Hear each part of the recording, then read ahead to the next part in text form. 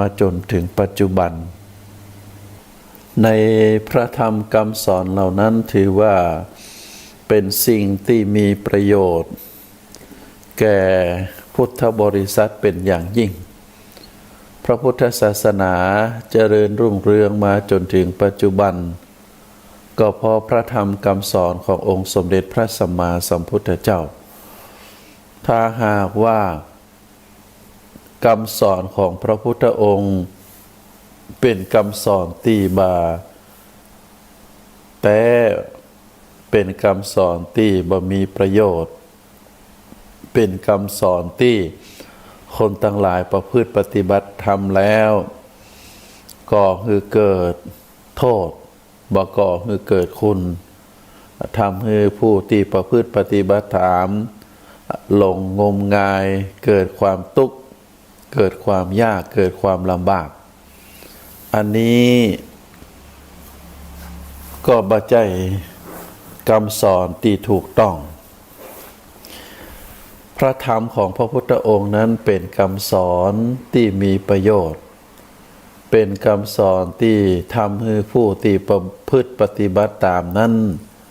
บ่ตกไปในทางที่ชั่วเป็นคำสอนที่ทำให้คนทั้งหลายประพฤติปฏิบัติตามแล้วจะเกิดความสุข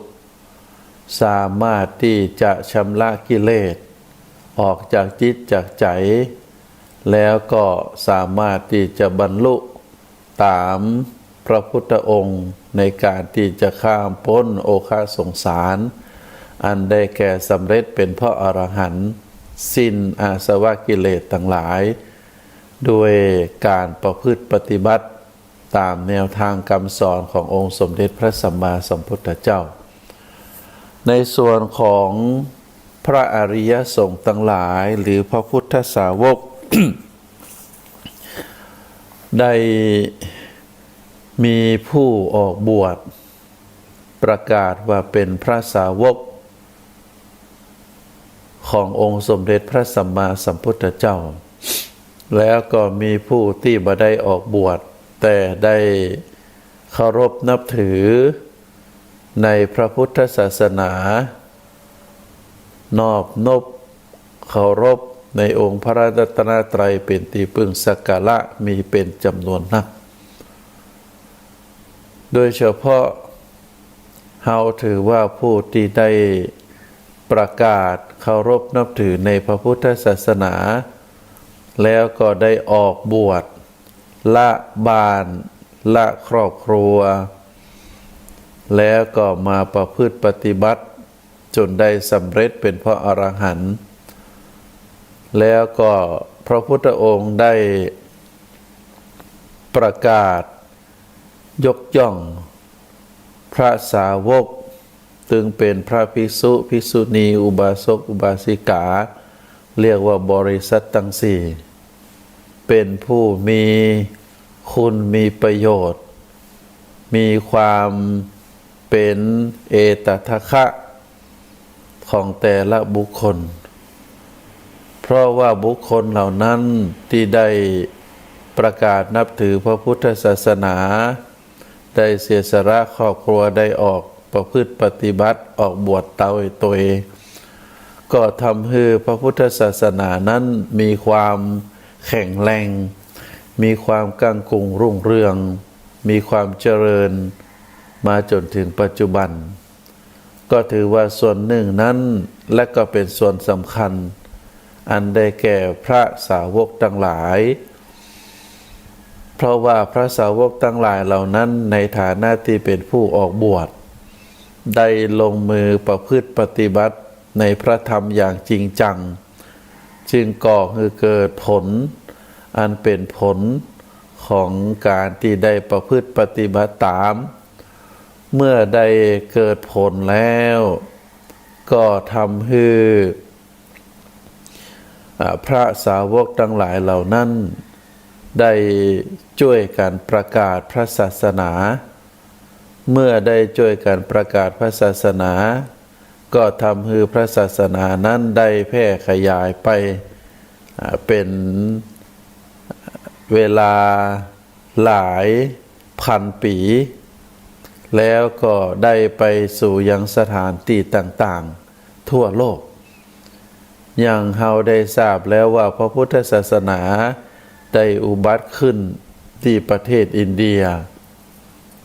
แล้วก็ได้มาเจริญรุ่งเรืองในหลายๆประเทศในหลายๆประเทศนั่นก็มีประเทศหนึ่งคือประเทศไทยของเราก็เพราะการได้มาเผยแพร่ในฐานะที่เป็นสมณทูตก็คือพระโสนะและก็พระอุตระถึงสองรูปนี้เป็น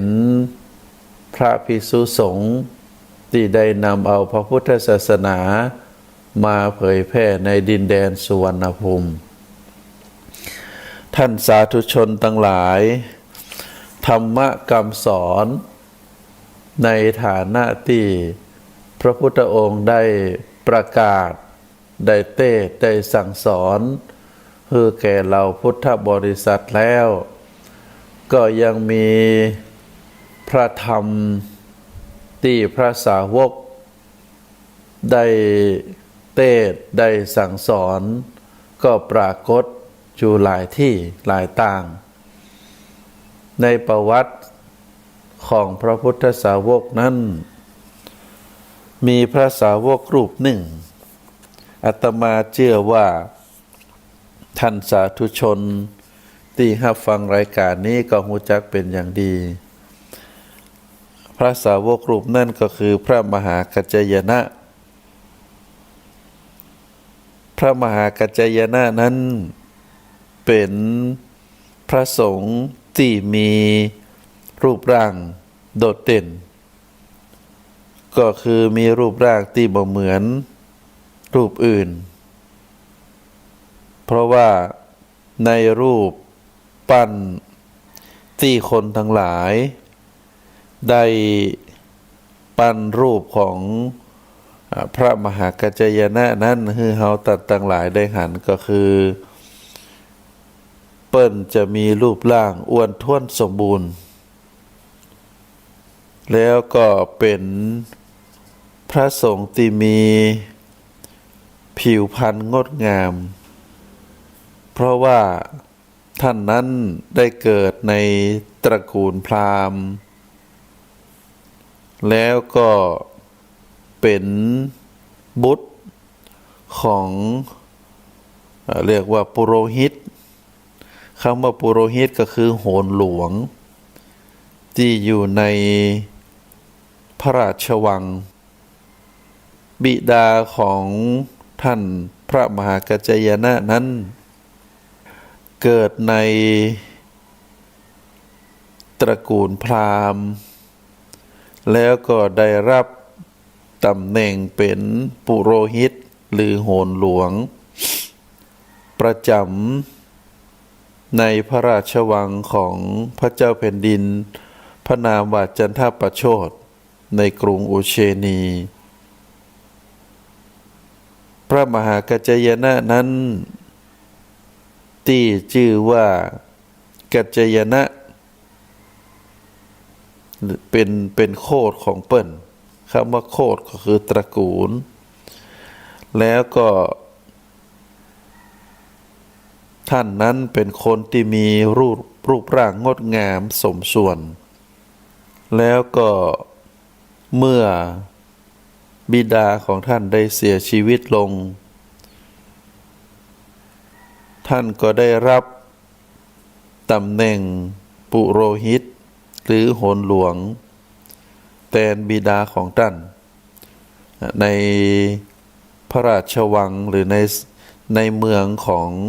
พระเจ้าแผ่นดินพระนามว่าจันทประโชตแห่งกรุงอุเชนีพระเจ้าจันทประโชตแห่งกรุงอุเชนีนั้นเมื่อทราบข่าวว่าองค์สมเด็จพระสัมมาสัมพุทธเจ้าได้อุบัติขึ้นในโลกแล้วก็ได้สั่งสอนพระธรรม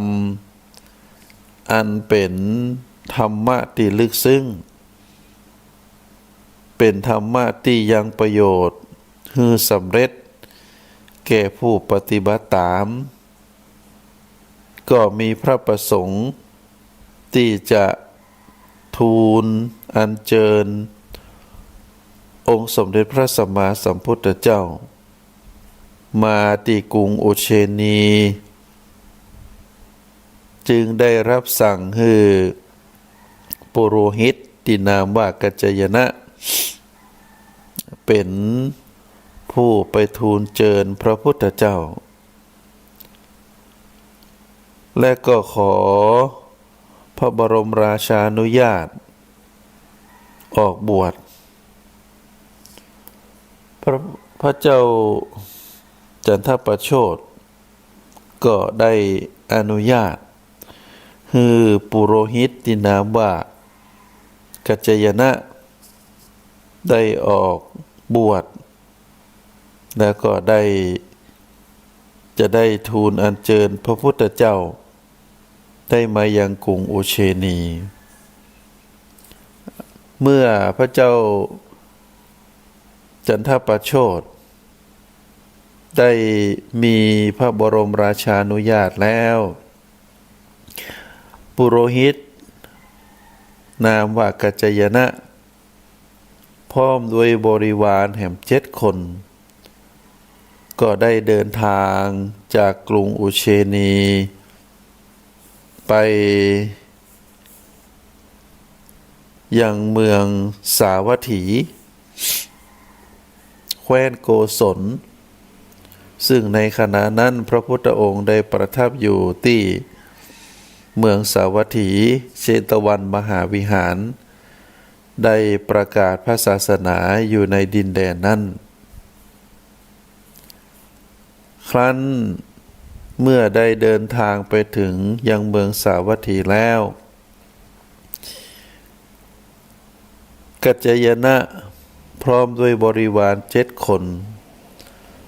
ก็ได้กราบพระพุทธเจ้าเมื่อได้กราบแล้วก็ได้พำนักอยู่ที่เชตวันมหาวิหารพร้อมกับได้ฟังพระธรรมเทศนาขององค์สมเด็จพระสัมมาสัมพุทธเจ้าเมื่อได้ฟังพระธรรมเทศนาแล้วก็ได้สำเร็จเป็นพระอรหันต์พร้อมด้วยปฏิสัมภิทาและก็ได้ขอทูลอุปสมบทในพระพุทธศาสนาพระพุทธเจ้าก็ได้ประทานอนุญาตชื่อกัจจยนะปุโรหิตแห่งกรุงอุเชนีได้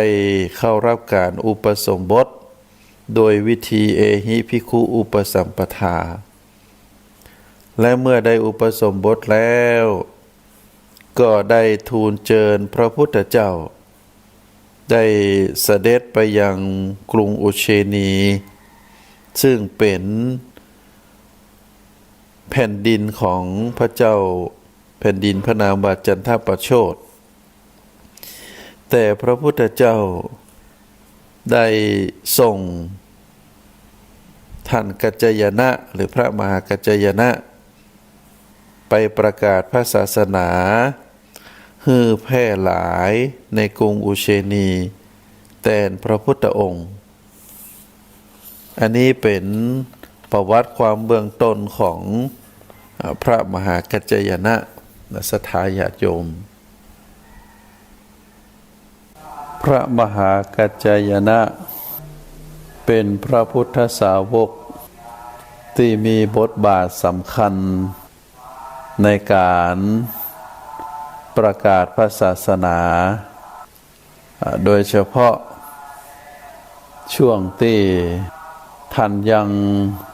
มีชีวิตอยู่ได้ประพฤติปฏิบัติในฐานะที่เป็นพระภิกษุรูปหนึ่งในทางพระพุทธศาสนาและก็ได้อาศัยจำพรรษาอยู่ที่กรุงอุเชนีตลอด บางครั้งบางคราวก็ได้เดินทางมาเฝ้าพระพุทธเจ้าเพื่อที่จะได้เข้าเฝ้าได้รับฟังพระธรรมเทศนาของพระพุทธเจ้าซึ่งในสมัยนั้นการเดินทางจากเมืองหนึ่งไปเมืองหนึ่งก็ค่อนข้างที่จะลำบากเฮาในฐานะที่ได้ไปทัศนศึกษาที่ประเทศอินเดียณยุคสมัยนี้ความเจริญทางด้านอาคารสถานที่ทางด้านคมนาคมก็มีความสะดวกสบายโดยที่มีรถลาได้เดินทางจากเมืองหนึ่งไปเมืองหนึ่งแต่ว่ารถลาของประเทศอินเดียนั้นก็ยังบ่เจริญเท่าที่ประเทศไทยเฮาก็ยังมีที่ค่อนข้างจะเก่าถนนยังบ่เจริญแต่ก็ได้รับความสะดวกสบายพอสมควรอย่างเช่นเราเดินทางจากสถานที่สำคัญสังเวชนียสถานอย่างเช่นสถานที่ตรัสรู้ใต้ต้นสีมหาโพธิ์ก็คือเจดีย์พุทธคยาไปยังแห่มสถานที่หนึ่งความห่างระยะเวลาระยะต่างก็ประมาณ200 กว่ากิโลแต่ว่าเราใช้ระยะเวลาเดินทางประมาณ 7-8 ชั่วโมงอันนี้ก็เพราะว่าการคมนาคมก็คือการถนนหนทางยังบ่สะดวกสบายเต้าในประเทศไทยเฮาทีนี้ถ้าเฮาย้อนถึงไปข้างสมัยข้างพุทธกาลก็มีพาหนะ ที่ใจเดินทางในสมัยนั้นนอกจากจะเดินเท้าแล้วก็จะเป็นเกวียนเกวียนหรือล้อโคที่ใจเดินทางที่ปอก้าทั้งหลายใจเดินทางในสมัยนั้นก็ทำให้เกิดความลำบากเกิดความล่าช้าอันนี้กล่าวถึงว่าในสมัยนั้นในประวัติของพระสาวกโดยเฉพาะพระมหากัจจายนะที่ท่านมีบทบาทสำคัญก็คือการได้แสดงพระธรรมเทศนาที่มีบทบาทสำคัญปรากฏอยู่ก็มีอยู่2 สูตรสูตรหนึ่งก็คือพระธรรมเทศนาชื่อว่าพัทเทกรัตสูตรแล้วก็แห่มพระธรรมเทศนาแห่มเรื่องหนึ่งก็คือมัทุรสูตรซึ่งเป็นพระธรรมเทศนาที่มีใจความที่น่านำมาพิจารณาเพราะว่าพระสูตรทั้งสองนั้นถือว่าเป็นความรู้ความสามารถของพระมหากัจจายนะในการที่ได้รับมอบหมายจากองค์สมเด็จพระสัมมาสัมพุทธเจ้าซึ่งมีอยู่ครั้งหนึ่งองค์สมเด็จพระสัมมาสัมพุทธเจ้าได้แสดงพัทเทกรัตสูตรโดยย่อแก่พระภิกษุทั้งหลายก็มีพระภิกษุบางพวกบางกลุ่มบางรูปที่บ่เข้าใจเมื่อได้ออกจากธรรมศาลาแล้ว พระภิกษุเหล่านั้นก็ได้ขอให้พระมหากัจจายนะได้แสดงพระเทกรัตสูตรโดยพิสดารซึ่งพระพุทธองค์ได้แสดงโดยย่อแต่ภิกษุกลุ่มหนึ่งบ่เข้าใจก็จึงได้ขอให้พระมหาเถระได้แสดงโดยพิสดารเพราะฉะนั้นพระมหากัจจายนะนั้นในฐานะที่เป็นผู้มีปฏิภาณเป็นเลิศเป็นผู้ฉลาดในการอธิบายความย่อคือพิสดารก็จึงได้แสดงพระเทกรัตสูตรโดยพิสดาร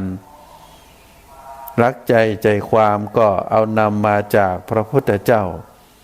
แต่ได้อธิบายเพิ่มเติม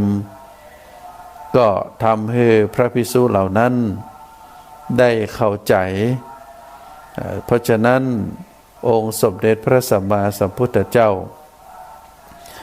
ได้ประกาศยกย่องพระมหากัจจายนะว่าเป็นผู้มีเลิศกว่าภิกษุทั้งหลาย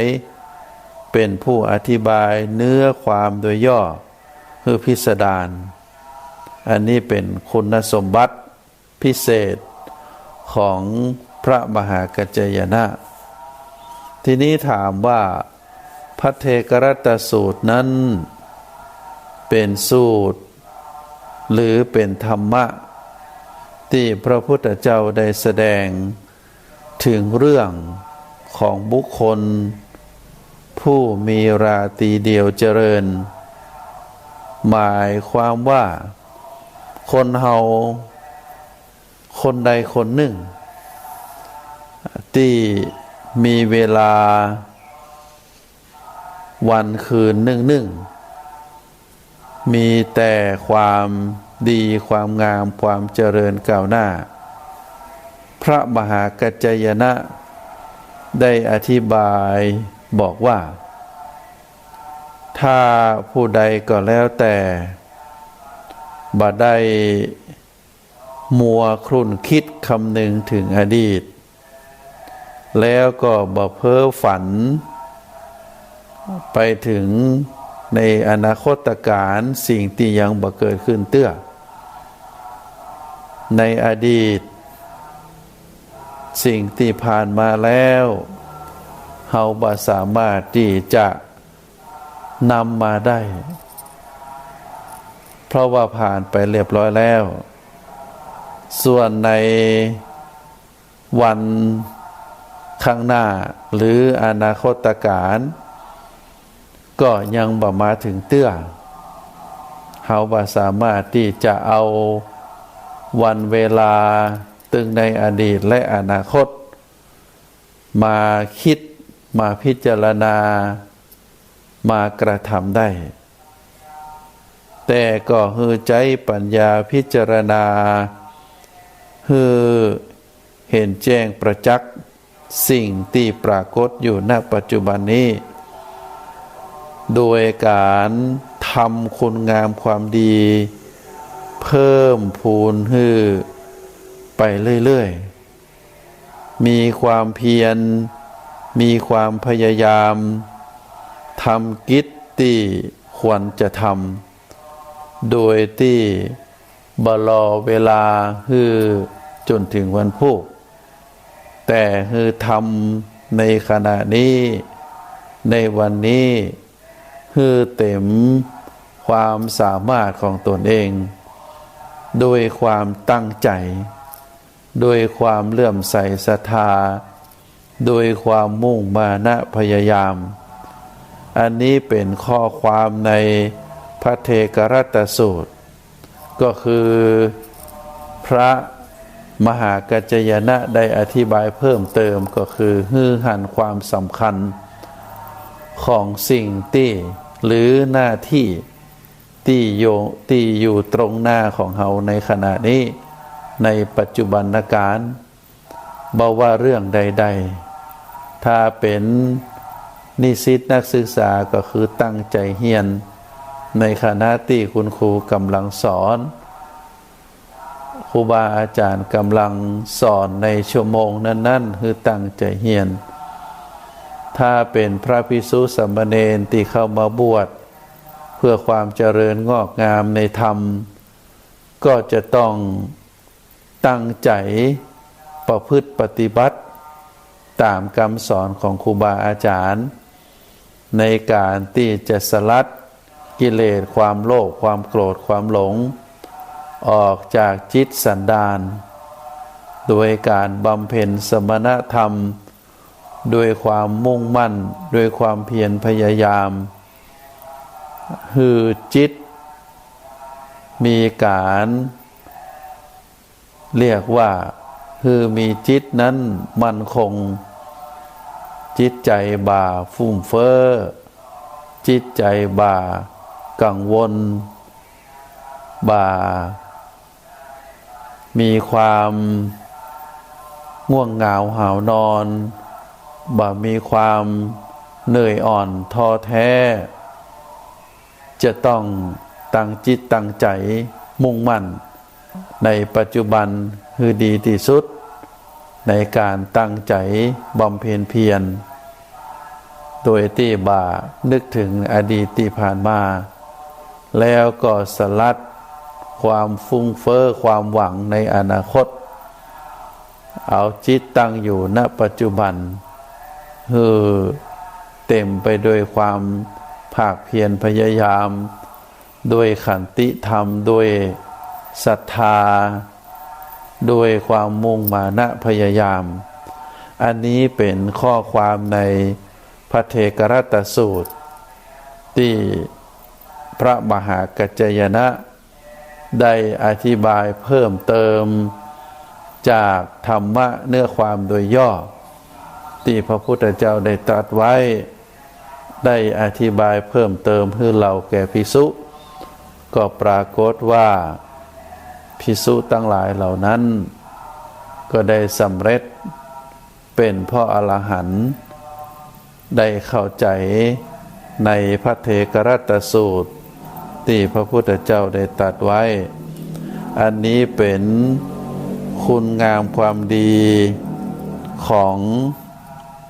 พระมหากัจจายนะในเรื่องที่หนึ่งก็คือการอธิบายเนื้อหาของพระธรรมที่ชื่อพระเทกรัตตสูตรพระสูตรที่สองอันนี้ถือว่าเป็นพระสูตรที่พระมหากัจจายนะได้แสดงแก่พระเจ้าแผ่นดินพระนามว่าพระเจ้ามัทุทราช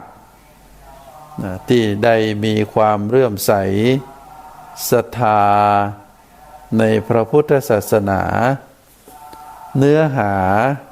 ในมัทุรสูตรที่พระมหากัจจายนะได้แสดงไว้โดยเนื้อหานั้นได้แสดงว่าความแตกต่างกันของวรรณะสี่เหล่าที่พระมหากัจจายนะได้แสดงแก่พระเจ้ามัทุทราชคำว่าความแตกต่างกันของวรรณะถึงสี่เหล่าเฮาทราบแล้วว่าวรรณะสี่เหล่าในประเทศอินเดียในสมัยนั้นแล้วก็ได้มาจนถึงปัจจุบันนี้ความยึดมั่นในวรรณะของชาวอินเดียก็ยังคงมีอยู่แล้วก็มีอยู่หนาแน่นบ่สามารถที่จะทำลายความเชื่อนี้หมดไปจากประเทศอินเดียได้ในวรรณะสี่เหล่าที่พระมหากัจจายนะได้แสดงไว้โดยนัยยะว่าความแตกต่างกันของวรรณะสี่เหล่าข้อที่หนึ่งในวรรณะสี่เหล่านี้ วรรณะเหล่าใดเป็นผู้มั่งคั่งวรรณะเดียวกันและกับวรรณะอื่นย่อมเข้าเป็นสาวกของวรรณะนั้นหมายความว่าในบุคคลในตระกูลใดๆก็แล้วแต่ถ้ามีความมั่งคั่งบรรดาคนทั้งหลายก็จะเข้าไปหาเพื่อที่จะได้ปึ้งปะอาศัยคำว่าความมั่งคั่งในที่นี้ก็มีนัยยะบอกว่าจะเป็นความมั่งคั่งในทางด้านแก้วแหวนเงินทองทรัพย์สมบัติไผ่ที่มีทรัพย์สมบัตินักก็คนทั้งหลายก็จะไปขอความช่วยเหลือก็เป็นธรรมดาบอกว่าตระกูลนั้นจะอยู่ในวรรณะไหนอาจจะเป็นวรรณะพราหมณ์วรรณะแพทย์ปกาวานิชก็แล้วแต่เมื่อมีความมั่งคั่งมีความสมบูรณ์พอที่จะช่วยเหลือสังคมได้คนทั้งหลายก็จะเข้าไปปึ้งอันนี้เรียกว่าเป็นข้อที่หนึ่งที่พระมหากัจจายนะ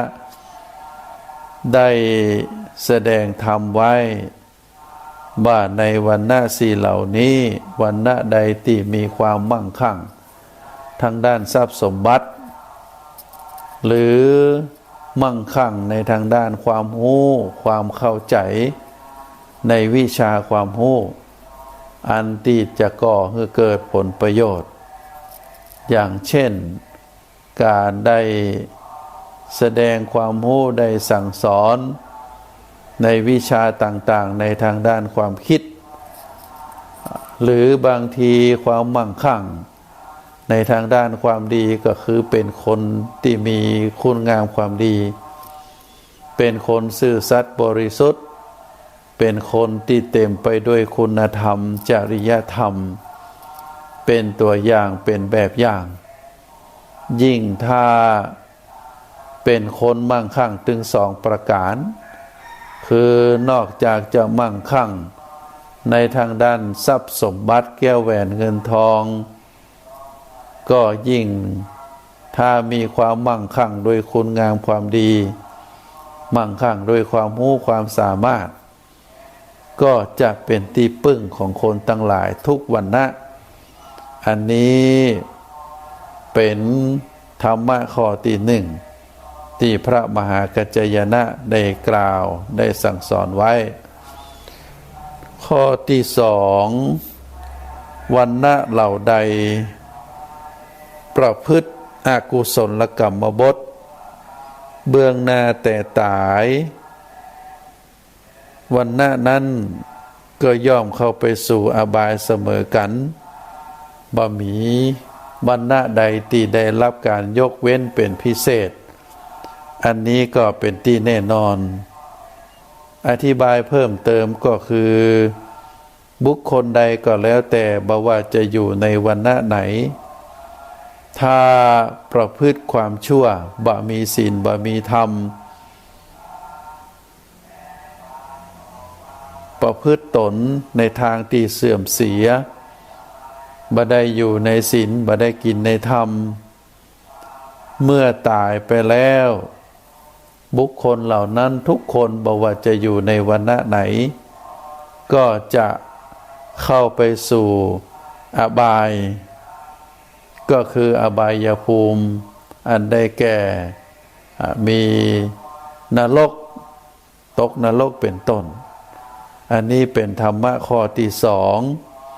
ที่พระมหากัจจายนะได้แสดงไว้ประการที่สามวรรณะใดประพฤติกุศลกรรมเบื้องหน้าแต่ตายวรรณะนั้นย่อมเข้าถึงสุคติโลกสวรรค์เหมือนกันตือมดอันนี้ก็เป็นข้อความที่ตรงกันข้ามกับข้อที่สอง ถ้าไผ่ก็แล้วแต่บ่ว่าจะเกิดในวรรณะใดประพฤติปฏิบัติกุศลกรรมบทเบื้องหน้าแต่ตายก็จะเข้าไปสู่สุคตินะคำว่าสุคติก็มีโลกมนุษย์โลกสวรรค์เป็นต้นถ้าฝ่ายทุกขติหรือฝ่ายอบายก็จะมีสัตว์เดรัจฉานต่ำลงไปก็จะเป็นเปรตเป็นอสุรกาย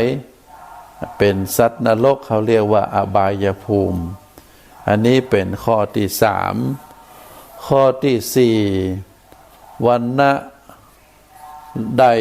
หรือคนใดก็แล้วแต่ทำโจรกรรมก็คือการจี้ปล้นการฉ้อโกงการแย่งชิงเอาทรัพย์สมบัติเอาสิ่งของเราอื่นหรือกระทำปททาริกกรรมก็คือการข่มขืนการแย่งชิงการประทุษร้ายในลูกเมียของคนอื่นคนตั้งหลายเหล่านั้นวรรณะตั้งหลายเหล่านั้นย่อมได้รับอาชญาก็คือได้รับโทษได้รับการลงโทษเหมือนเดียวกันตึกมดบ่มีข้อยกเว้นข้อที่ห้าวรรณะใดออกบวชตั้งอยู่ในศีลตั้งอยู่ในความประพฤติที่ดีงามวรรณะนั้นย่อมได้รับความนับถือทนุบำรุงและก็การคุ้มครองเสมอกันอันนี้ก็เป็นที่ประจักษ์พระสงฆ์ที่เข้ามาบวชในพระพุทธศาสนาบ่ว่าจะเป็นราชนิกุล